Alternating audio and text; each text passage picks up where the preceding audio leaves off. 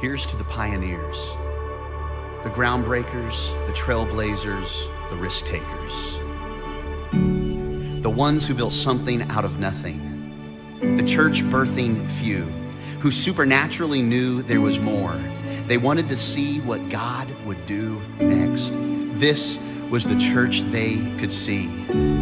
They were faith-believing, house-meeting, tent-pitching visionaries, empowered by the Spirit, willing to do something and try something and be something new.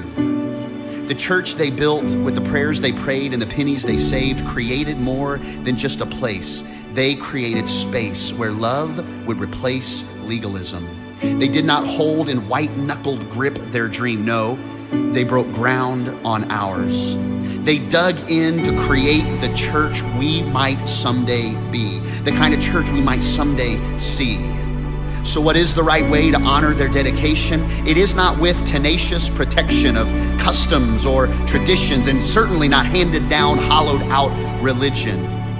No, we honor their faith with a passionate pursuit, not a chasing of what he has done, but following their lead and pressing toward what he will do next. This is the church I see. The church I see is so attractive, so refreshing, so inspiring. The buildings struggle to contain the increase. Like an oak tree that doesn't know its full strength or its full reach. It's a church growing in more than one place with creative space not defined by city limits or zip codes, but in community destinations, proclaiming a Christ-centered message of real hope to the whole world. The church I see is identified by its kindness, reckless with compassion, where we walk palms up, eyes open, hearts broken for the uncared for, the unloved, the unfound, where the hungry are fed, the thirsty are satisfied, the hopeless are hopeful, and the bound up are unbound. The church I see takes next steps in greater obedience, where the spiritually mature encourage those just exploring so they too can begin growing, where those who are close remain steadfast and grow even closer.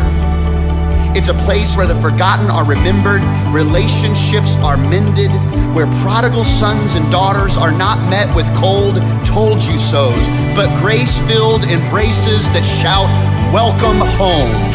The church I see, she is not boring, but bursting with joy and with laughter. She's so impacting, the city cannot ignore her.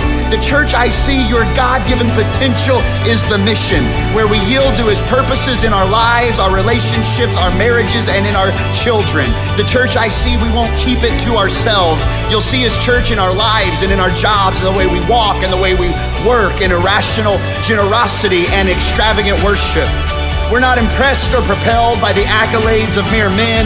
We simply humbly serve for the applause of an audience of one to hear his words, "Well done." The church I see is just getting started. And until Jesus comes back, she'll put aside this cause and that cause to seek and see saved those who are still lost, because no weapon formed against her will prosper.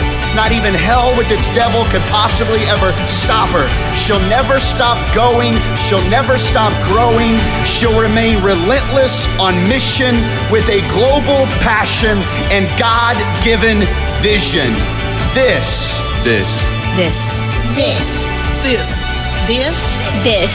is the church I see.